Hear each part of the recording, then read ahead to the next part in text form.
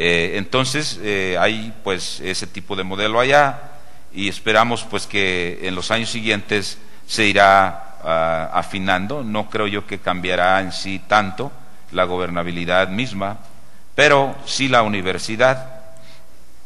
Y entonces vemos que hay un grupo de instituciones que tienen un estatus muy particular en Estados Unidos, que son las universidades dentro de reservaciones indígenas. Hay 35 universidades de esa naturaleza, y los consejos de esas tribus que controlan la reservación, gobiernan esas instituciones. Y eso es por tratados que datan desde luego a la creación de la nación misma, cuando a los indígenas se les puso en reservaciones, y ahora son consideradas como naciones independientes. De hecho, por eso tienen ellos casinos y qué sé yo, cosas que no puede haber en otras partes del estado, y están ganando bastante dinero, entonces ese es otro modelo pues muy peculiar. El sector privado del lucro, es importante mencionarlo, ha crecido enormemente en Estados Unidos desde el siglo pasado. Ahora hay aproximadamente, aquí tengo los datos, 909 instituciones de lucro en el país que ofrecen grados académicos, desde asociados hasta doctorados y profesionales. Entonces, ese sector ha crecido mucho. Hay más instituciones de las 909 que son de lucro, pero no ofrecen grados académicos, simplemente certificados de capacitación técnica en áreas como la mecánica, la electricidad, qué sé yo, una serie de cosas, pero de esas hay bastantes.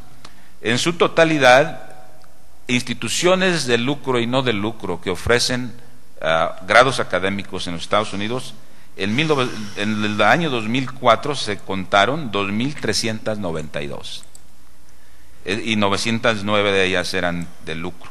Esas tienen desde luego un modelo empresa, donde tienen su consejo directivo y ellos deciden los destinos de esas instituciones. Bueno, ahora sí quisiera pues evidenciar un poco las fuerzas que están influenciando la evolución de la educación superior en Estados Unidos, y por qué esas fuerzas, pues al menos en mi opinión, son las que se conjugan para seguir empujando con mucho dinamismo el cambio en las universidades del país. Tenemos desde luego una economía muy cambiante. La economía de Estados Unidos se ha transformado más que nada en una economía de muy alta tecnología y conocimiento y de servicios, de haber sido una economía de manufactura principalmente hasta el siglo pasado.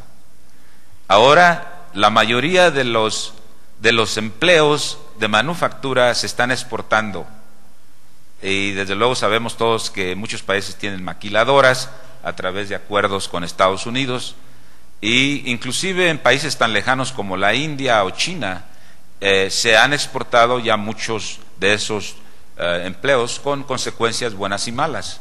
Desde luego sabemos que ahora China nos ha vendido juguetes que pueden intoxicar a los niños, pues el control de calidad no es muy bueno seguramente, pero el fenómeno ya está ahí.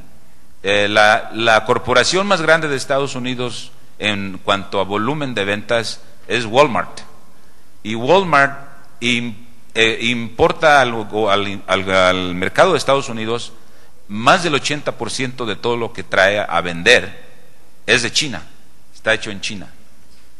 Entonces, ese es un fenómeno importantísimo porque ha desplazado muchos empleos de Estados Unidos, y se están quedando básicamente empleos de muy alto nivel que requieren una preparación muy alta universitaria en áreas como la informática, la biotecnología, en áreas como la nanotecnología ahora que está surgiendo.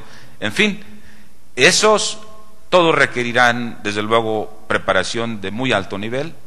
Luego habrá los de servicio, porque lo que sí no es exportable son los servicios humanos como la educación, la salud y otros, y ahí vamos a necesitar también gente con capacidad preparada, si no a ese nivel, a un nivel postsecundario, de todas maneras. Pero la economía ha cambiado mucho y lo que está haciendo es desafiando a la universidad a elevar su nivel de capacidad en la preparación de personal. La segunda fuerza muy importante, creo yo, que está también ocurriendo en Estados Unidos y en el mundo, es la tecnología de misma. Los cambios tecnológicos que ahora permiten la transferencia de información en volúmenes muy elevados, incluyendo la investigación. Como saben ustedes, la Internet 2, y ahora están, creo, desarrollando otra red aún más capacitada, más con una banda mucho más amplia, porque son enormes documentos que se tienen que transportar directamente de un punto del mundo a otro para que los científicos colaboren de esa manera, y eso tiene implicaciones para las universidades. Yo tuve la fortuna de estudiar posgrado en la Universidad de Michigan, el doctorado en educación superior. El promedio de maestro-alumno o la proporción es ahora en el doctorado de 1.3 maestros por cada alumno. Eso ha cambiado, eran más, ahora había más estudiantes en ese programa, por ejemplo. Hay los mismos estudiantes, pero hay más profesores de muy alto nivel. ¿Y por qué es ese fenómeno? Precisamente porque se reconoce que hay más desafíos en cuanto no solamente a la tecnología, sino el uso de la misma tecnología en la enseñanza y en la investigación. Entonces, este factor tecnología continuará siendo de mayor importancia para la universidad. En el contexto de Estados Unidos, la demografía es un factor enorme, el factor principal, en mi opinión, que transformará las universidades en años futuros, porque los grupos étnicos que en el siglo XX fueron subordinados en el sentido laboral, político, etcétera, serán los que serán los líderes del país. Tenemos, por ejemplo, 260 universidades al servicio del hispano, pero tenemos ya un grupo muy numeroso de más de 100 que en los próximos 3 o 5 años se convertirán en ese tipo de universidad. Y la población latina, sobre todo, que es la más creciente, en la actualidad provee más de 1 de cada 3 nuevos trabajadores que se agregan a la fuerza laboral del país. Y para el año 2025 aportará 1 de cada 2 nuevos trabajadores.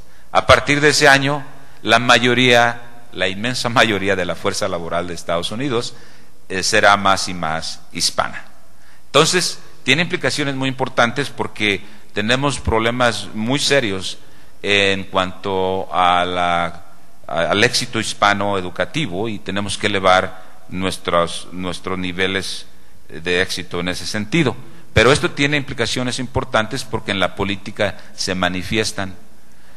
Hace años no teníamos un solo senador latino.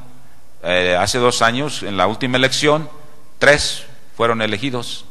Y en cada elección federal habrá nuevos diputados y senadores hispanos. Entonces, por lo mismo va a empezar a pasar con los asiáticos y los afroamericanos. Entonces la política desde luego va a cambiar, y afortunadamente pues tenemos nosotros a favor ese factor que nos ayuda mucho ya en lo que hacemos legislativamente. Yo creo que es importante recalcar también un punto, que siendo un país de inmigrantes, Estados Unidos, es obvio que al examinar los datos pertinentes a patentes que se producen anualmente en los Estados Unidos, la mayoría de las patentes son producidas por inmigrantes.